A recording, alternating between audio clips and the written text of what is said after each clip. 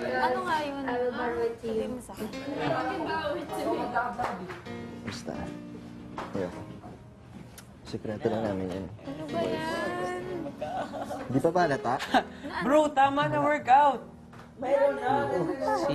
Yun nga, si Kenzo kasi, siyempre nagagandahan din sa'yo. Pero hanggang dun lang, naiintindihan niya yun nasa labas. Alam niya yun. Pero hanggang dun lang yun.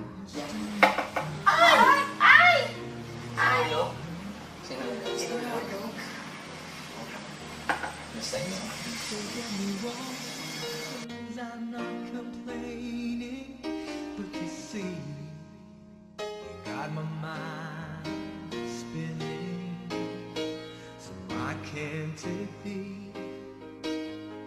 Why can't it be? Pero kasi quiet lang ako. Pero minsan nagkikwento kami ni Kenzo na minsan nakikitan daw siya. Tsaka yung pag kung gano'n. Kaya pinapaulit ko sa'yo minsan.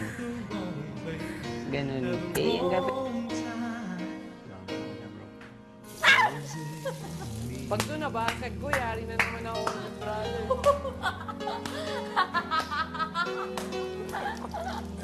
Nakakabawi.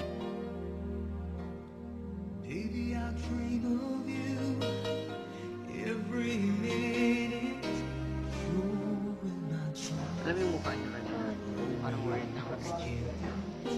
Kaya Kenzo. Katanim mo yung So hindi ka nag-worry. Bakit ako umiyak? Brad! Brad! Only till I wake up. So why can't it be? Why can't it be the two of us? Why can't we be lovers?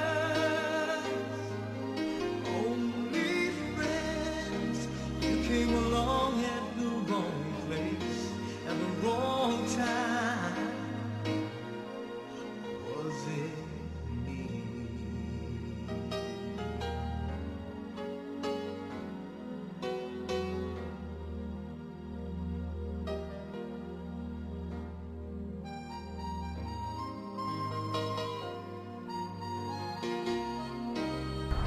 You are nominated this week.